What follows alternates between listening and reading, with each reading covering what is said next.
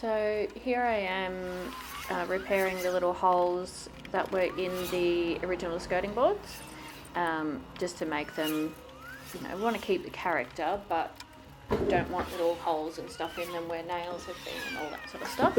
And it was easier to see once they were had the undercoat on them.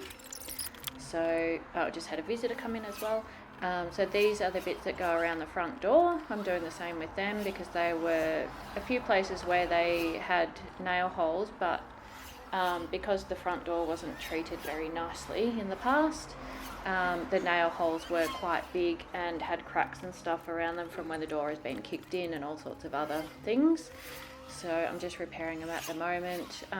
This time they won't add any security or anything to the front door. They're just there purely for decoration. But they do look nice, and I want to use the original ones that were on the house, that have always been on the house. So that's why I'm repairing these ones instead of just going and buying new ones. It's obviously going to take a lot more time. I'm just cutting off an end piece there that was really, really broken. It's obviously going to take a lot more time to repair the old ones, but I think it's going to be worth it in the end. And, that's why you fix up old houses, to keep that character.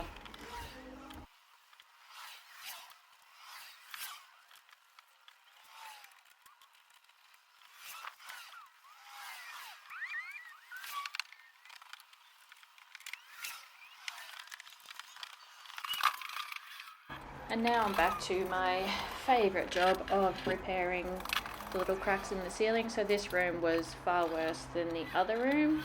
And as you can see, there's darker lines where the wood is joined together properly and it's all structurally perfect, but it's got deeper crevices and I couldn't get the paintbrush in there, and there's, it just doesn't look really nice. So I'm going in and making sure that those little cracks and stuff are filled. And yeah, I'm on the highest that I can go on the ladder, and I'm on my tippy toes, so it's quite bad on the legs and the arms. But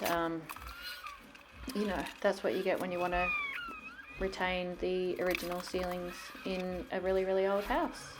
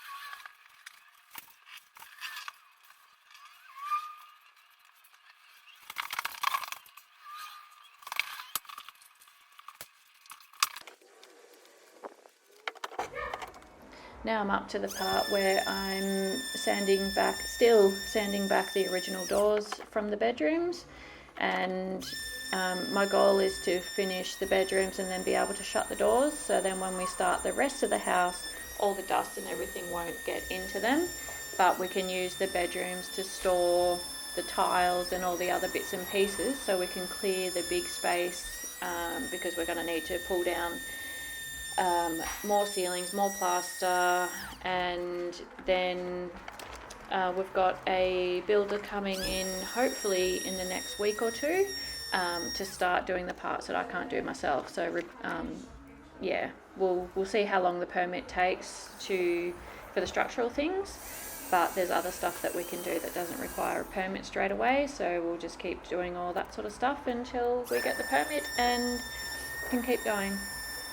As I said before, repairing and restoring original stuff is it obviously takes a lot longer than just going and buying a brand new door that's going to be perfect, but I want to retain the character of the house, so that's why I'm doing all this and taking all the extra time that I am, and I think it'll be worth it in the end.